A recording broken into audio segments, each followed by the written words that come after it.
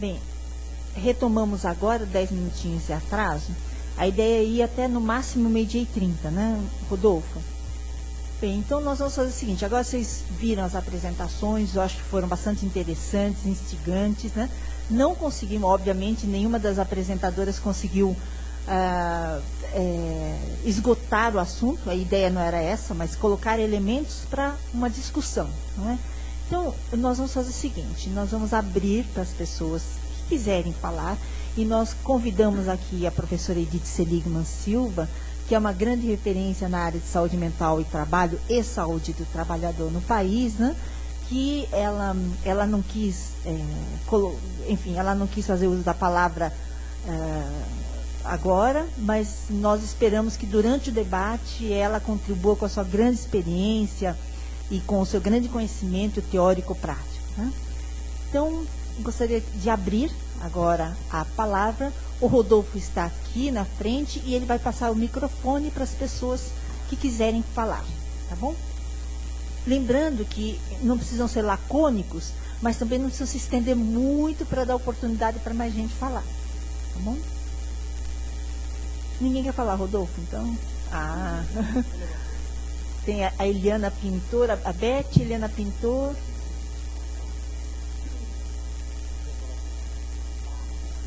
Bom, meu nome é Elizabeth, eu sou pneumologista aqui da Fundacentro de São Paulo, né? E a primeira coisa que eu queria colocar é que quando os trabalhadores que são acidentados do trabalho, no caso de doenças, silicose, asma ocupacional, etc., o primeiro flagelo deles aqui para nós tem sido a Previdência Social, porque, em primeiro lugar, muitas vezes já não aceitam de cara o nexo, né? Em segundo lugar, aceitam e já dão uma alta programada, e depois dessa alta a pessoa pede nova perícia, aquilo vai sendo negado e a pessoa vai ficando sem receber, vai recorrendo, mas vai ficando sem receber e tal. Aí depois, às vezes é aceito, aí entra na reabilitação profissional, mas essa reabilitação é praticamente uma coisa teórica, né? E no final das contas ele tem alta, e muitas vezes essa alta é assim, ele vai retornar àquela empresa, mas vamos dizer, ele era um trabalhador da produção, e ele vai ficar lá num escritório, sem fazer nada, como se fosse um office boy, uma coisa assim. Aí ele começa a sofrer, passa do assédio moral da Previdência, ele passa para o assédio moral do empregador, né? Então aquilo vai sendo um martírio para o trabalhador e até mesmo para os médicos que estão acompanhando o caso. Que, para vocês terem uma ideia, a gente é obrigado a fazer relatório desses casos. Cada 3 meses você tem que fazer um relatório completo do caso, com espirometria, com isso, com aquilo, entendeu? E para muitas vezes o perito nem lê aquele relatório. Então isso tem sido, assim, além da doença, a grande via crucis do trabalhador doente com um acidente do trabalho aqui em São Paulo. A Eliana, nós vamos fazer juntar umas 3 perguntas, umas 3 colocações, 4. Então, quem quiser se inscrever também. Bom, eu queria comentar que eu achei assim belíssima a sua pesquisa, né, Graça? Uma graça de pesquisa, né? E a gente fica com uma vontade de conhecer mais, saber mais. Eu queria destacar uma coisa que é a religiosidade, que anda assim para mim meio perdida. Mas foi incrível você falar daquilo, porque eu fui uma pessoa que rezei pelo patrão. Então, vocês aqui tem saída, né? Tem esperança. Hoje eu estou desse lado de cá. Mas quando eu era muito jovem, né, trabalhei num cartório, então essa coisa da empresa pequena, eu pude ver a exploração muito de perto. E então eu via, né, que o homem tinha jatinho particular, grandes fazendas, e a gente ganhava uma miséria. E eu tinha essa religiosidade, até que eu entrei na pastoral operária, conheci a teologia da libertação, a assessoria do Frei Beto. Isso tudo foi mudando a minha visão, e a fé e política começaram a se juntar na minha vida. E eu fiquei pensando que a gente não usa muito essa frente, né? Eu, às vezes, mando as coisas para o pessoal da pastoral operária por e-mail, e tenho pensado ultimamente na pastoral da juventude, numa intenção de fazer a prevenção, né? De que por essa via, então nós sempre pensamos nos parceiros que são os sindicatos, né? Talvez outras associações mais ligadas à questão do trabalho, e não pensamos muito na igreja. E aí eu achei muito interessante, acho que daria outra pesquisa, isso que você está falando, que é essa interpretação, né, esse outro, o viés da religiosidade. E com relação à segunda apresentação, né, queria comentar a questão do apoio social, que foi bem colocado pela Graça, e aparece na questão do acidentado como um fator que eu gostaria até que a professora Edith comentasse, né, um fator aí terapêutico na questão do emocional, porque a gente percebe que a espera para um atendimento é muito prolongada, e existem estudos sobre a questão das fantasias, dos pensamentos suicidas em amputados. E eu tive uma vivência com um trabalhador que assim amputou uma falange, e era um ferramenteiro, uma pessoa de forte identidade com a profissão, que não conseguia se ver em outra profissão. E ele tinha, assim, vontade de saber do especialista se ele voltaria a poder exercer. E ele esperou por um ano para passar no consulta no Hospital São Paulo. E ele disse para mim, olha, se demorou 2 minutos nessa consulta, foi muito, porque ele não quis olhar meus exames, nada, porque era só uma triagem. Ele foi com a expectativa de mostrar tudo. E ele saiu deslocado da consulta, quase que foi atropelado. Alguém falou, você quer morrer? E ele falou, olha, eu pensei em me matar mesmo, mas eu lembrei da minha filha e da senhora. E aí eu pensei como esse vínculo era forte com o serviço e a questão do apoio. E aparece no relato dos 2 trabalhos essa rede de apoio que a gente tem que construir para o acidentado. E nós também, em Diadema, estamos pensando em formar um grupo aí de acidentados, pensando em dar uma tratativa um pouco mais aprofundada, porque a gente tem percebido esse buraco. Não tem ninguém agora inscrito. Será que vocês querem comentar? Mara, Graça, Edith? Mais um. Tem mais uma, pronto. Aí a gente fecha e aí a mesa começa. Bom dia. Mara, né? Eu não entendi direito se eles não reconheceram o acidente de trabalho. E por que não reconheceram? Existia uma doença pré-existente? No caso que você apresentou? Não.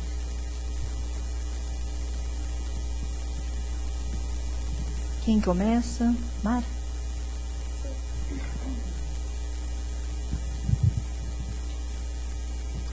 Bom, vou começar pela última pergunta. Então, na verdade, no primeiro esse caso específico, o acidente ocorreu numa cidadezinha pertinho de Piracicaba, né? E no atendimento de emergência não foi aberta a RAT, né? Aquele relatório do acidente de trabalho não foi aberto. E ele veio a ser atendido na Santa Casa de Piracicaba quase uma semana depois. E passou batido. Né? Ele deu entrada na Previdência Social sem a CAT, sem a notificação, né? E o INSS deu como benefício comum. Certo? Assim, eu não sei te precisar, isso aconteceu em 2008, né? É muito complicado para a gente atender um caso 2 anos depois, né? Quando a gente atende nessa sistemática do CIVAT, de evento sentinela, que o caso aconteceu naquela semana, então a gente tem mais acesso a essa informação. Quando como esse caso 2 anos depois, na verdade a gente tem que fazer um garimpo, né? Essa carta que eu consegui do técnico de segurança foi um garimpo nas coisas dele. Ele chegou com a mulher com um monte de papel, né? Normalmente eles vêm com uma sacolinha, com exames, laudos, e você tem que ir construindo essa trajetória mediante, né, o que ele fala e o que ele te apresenta dessa linguagem pública, né, da incapacidade que eu falei, que são os laudos dos médicos. Então, a gente não recupera todos os detalhes da história. Mas o que eu percebi, que, por exemplo, para a Previdência Social, ele foi um B31, certo? A CAT dele foi aberta, ele voltou ao trabalho e apresentou essas dificuldades. Então, várias vezes, a empresa tentou fazê-lo voltar ao INSS, né? E uma delas, o médico dessa instituição Seconce foi que abriu a CAT para ele, mas a empresa assinou junto, tá? E o INSS negou. Então ele ficou o ano todo de 2009 tentando entrar de novo na Previdência Social e sendo negado. E aí alguém orientou, procura o Sereste e tal, e ele chegou no Sereste. Tá? Mas o que está acontecendo agora, por exemplo, a sequela do ombro, ela não aparece em nenhum momento como uma sequela associada ao acidente. Ele está com uma lesão no ombro, né? E não aparece como associada ao acidente. Então, agora a Ecleia está... A gente faz um pouco um trabalho de arqueólogo lá, né? De tentar levantar documentos, história. O trabalho é esse. É interessante você levantar essa questão, porque no coffee break uma outra pessoa também levantou a questão da religiosidade, da importância da religiosidade e como que aparece pouco nos estudos, né? O trabalhador. Olha só, a religiosidade, todas as viúvas que eu entrevistei, a primeira frase que elas me diziam era assim, minha filha, só Deus para dar conta. Aí começavam a desfiar, né, todo assim, como que elas receberam a notícia, e assim, é tudo muito trágico, o corpo fica todo mutilado. E elas têm, assim, nas entrevistas, elas têm um diálogo com Deus. Então muitas falavam assim, mas Deus já tinha me avisado que isso ia acontecer, Deus já tinha me falado assim, assado cozido, não sei o quê, Deus me preparou, aí eu pedi a Deus para ir na frente, para o advogado, não sei o quê. Quer dizer, elas tomam todas as decisões relacionadas, né, jurídicas e tal, mas tudo Deus passa na frente e tal. Enfim, você sabe que eu realmente compreendi que só Deus mesmo. Depois eu na capa da minha tese de mestrado, eu escrevi assim, tem certos momentos de precisão que as viúvas me ensinaram que só Deus mesmo. E tem uma coisa muito interessante que eu acho que vale a pena comentar com vocês, é o seguinte, o Sindicato dos Trabalhadores do Mármore e Granito, eles iniciaram, eles se fundaram, porque era assim, as mulheres viúvas, né, e mulheres de acidentados e tal, elas iam para as igrejas em Vargem Alta e tal, e se queixavam, né? Porque os homens não se queixavam do trabalho. Isso em 1980. Década de 80, o sindicato foi fundado em 91. Porque para os homens que saíram da roça e foram para a indústria, aquilo era um estatuto importante, aquilo era um status social. E quem chorava as mortes e as mazelas eram as mulheres, nas igrejas, né? E aí, assim, houve um movimento, era a década de 80, final da década de 80, um movimento de comunidade eclesiais de base muito forte. E nas discussões, as famílias todas frequentavam as igrejas, né? E nas discussões que eles tinham, né, tinha uma freira, essa freira que eu entrevistei, e outras pessoas que mostravam à população, aquela população, na Bíblia, né, onde se elas se juntassem, elas seriam mais fortes, né? E aí depois eu fui ver que tem passagens bíblicas que dizem isso mesmo. Então, eles começaram a fazer, olha que coisa interessante, você vai gostar dessa história. Eles então resolveram, no 1º de maio, fazer uma Romaria dos Mártires, que consistia em juntou aquele povo e fazia uma espécie de uma passeata. Parava numa empresa onde tinha acontecido um acidente, e ali eles faziam um ato penitencial, se penitenciando, porque ali morreu um trabalhador, né? E isso era um ato de resistência, isso era um ato de... E os empresários não entendiam dessa forma, e até pedia, passa na minha empresa também, né? Até eles descobrirem que isso era o início da fundação do sindicato, aí depois não passa mais na minha empresa, né? Demite todo mundo. Mas é interessante essa história, porque assim, aí, olha, quem pagou a fundação do sindicato, dos trabalhadores na dentro, foi a igreja, entendeu?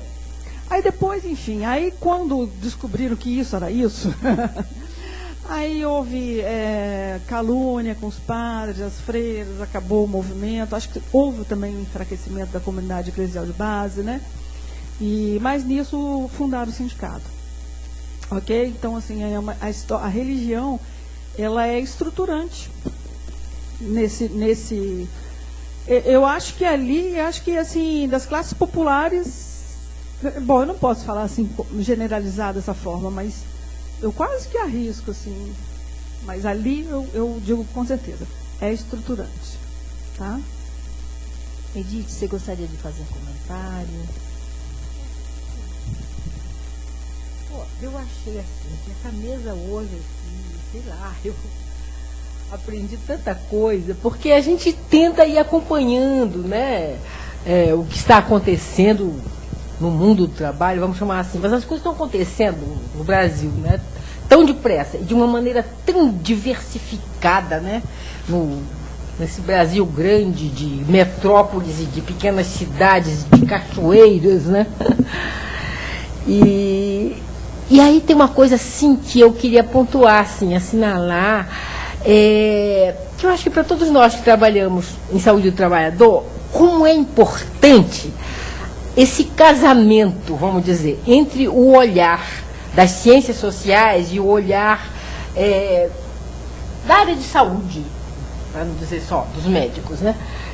Enfim, esse olhar mais biológico, né, que nós somos formados nele, na medicina, por exemplo, né, porque como a verdade, Graça é socióloga, ou psicóloga, desculpa, porque ela está quase socióloga, ela assumiu um olhar antropológico, né?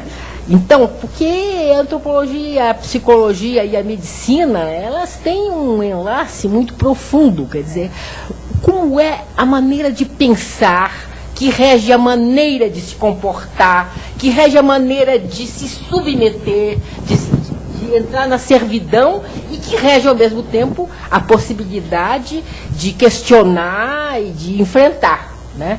Quer dizer, a perspectiva antropológica, inclusive na ciência política, ela tem sido um pouco relegada, eu acho, né, por aqueles que discutem a esquerda e a direita, etc., etc., e não veem o que é que acontece dentro da cabeça das pessoas, da cultura, do dia a dia, da família, junto à religião. Quer dizer, o que é que mobiliza, na verdade, os comportamentos das pessoas que trabalham, né?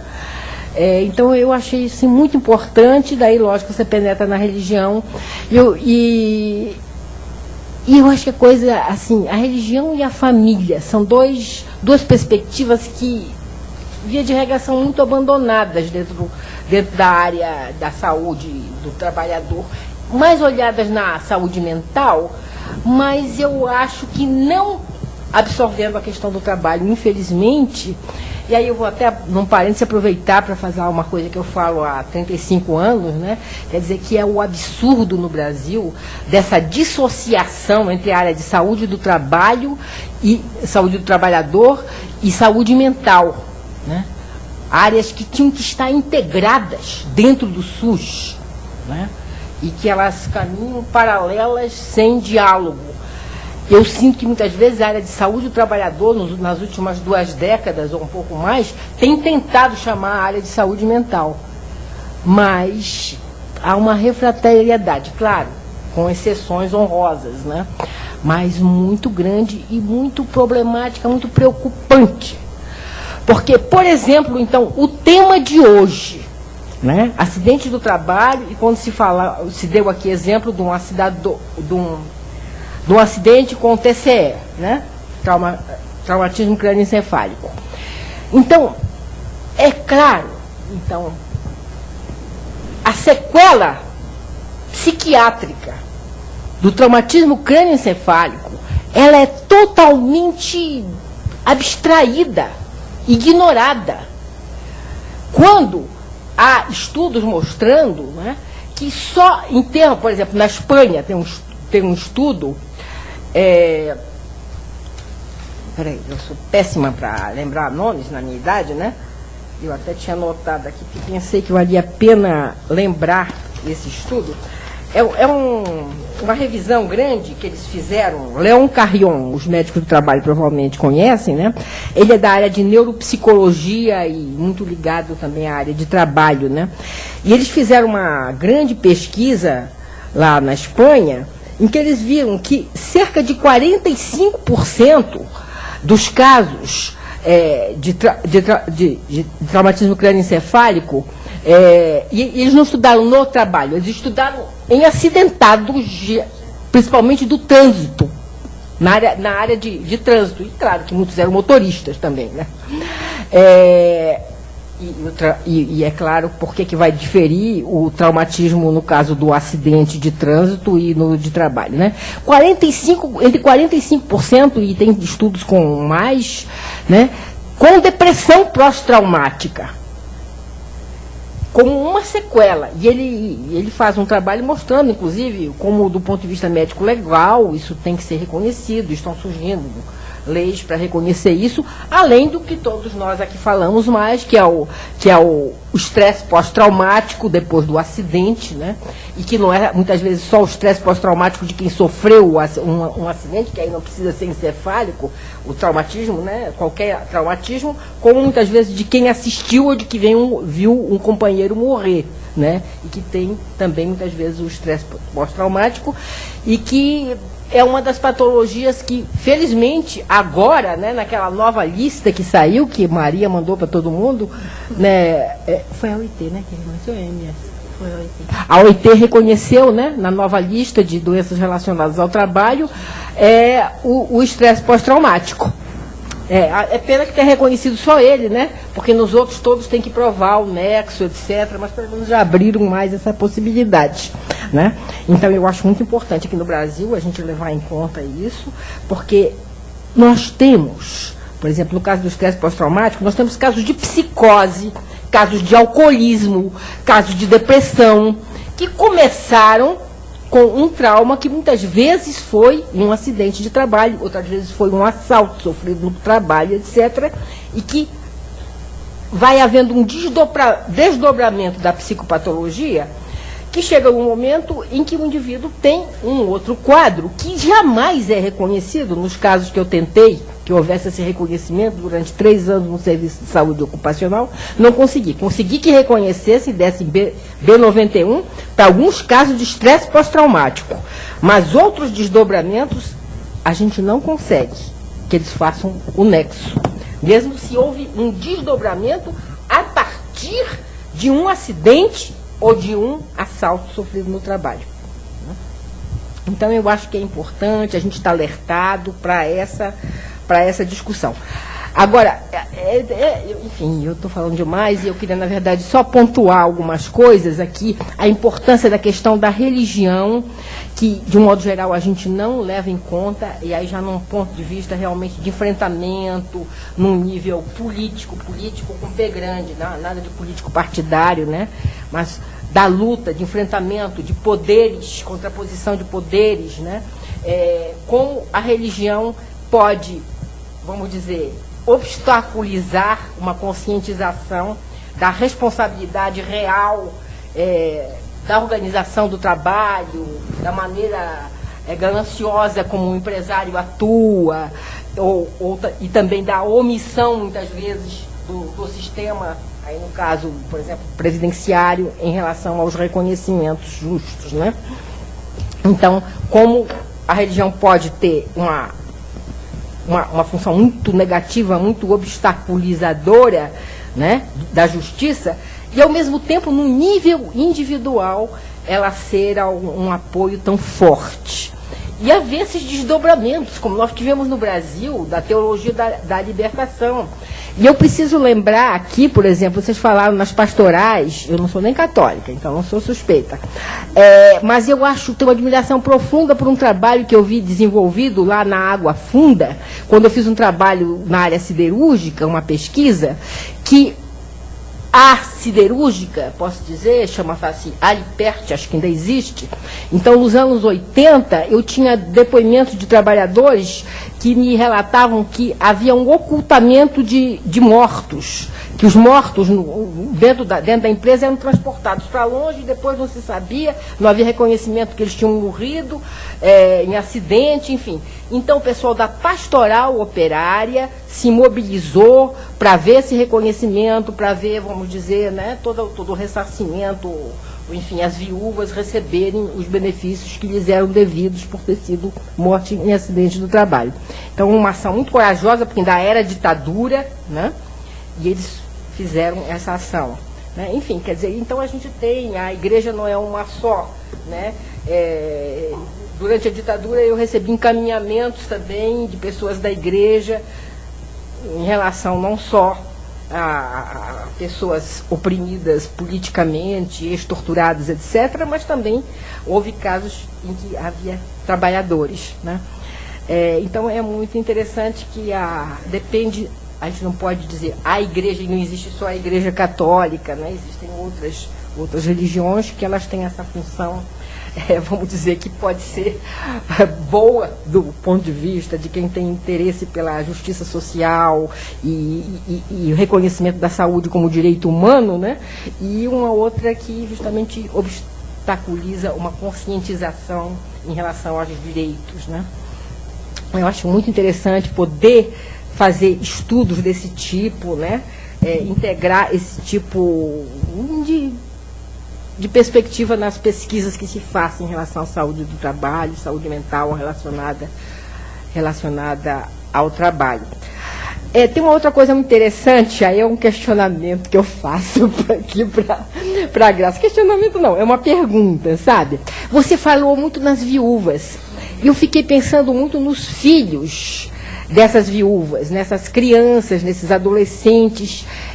Qual a repercussão deles? Dessa morte ou invalidez dos pais acidentados. Que desdobramentos sociais isso tem?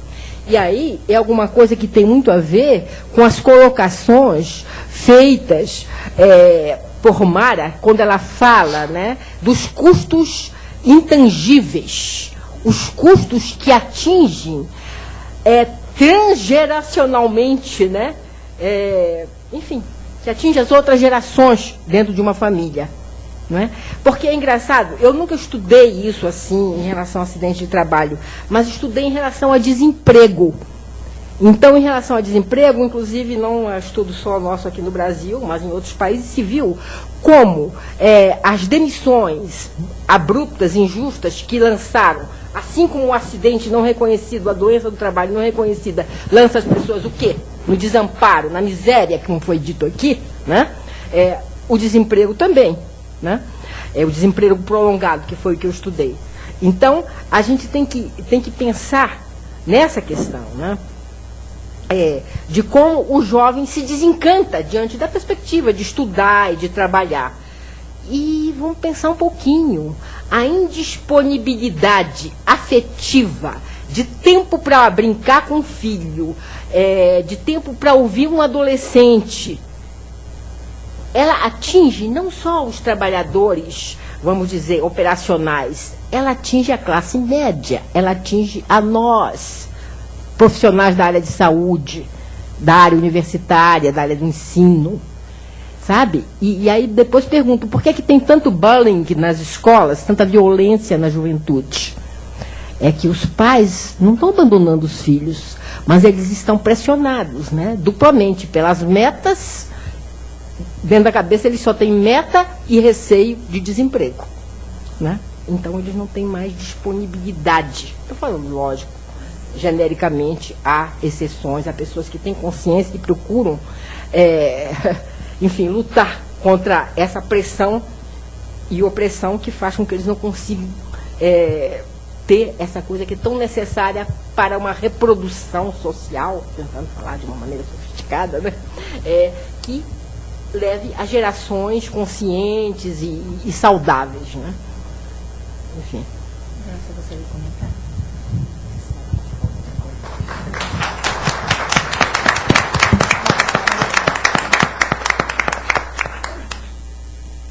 Então, a pesquisa que eu fiz, eu não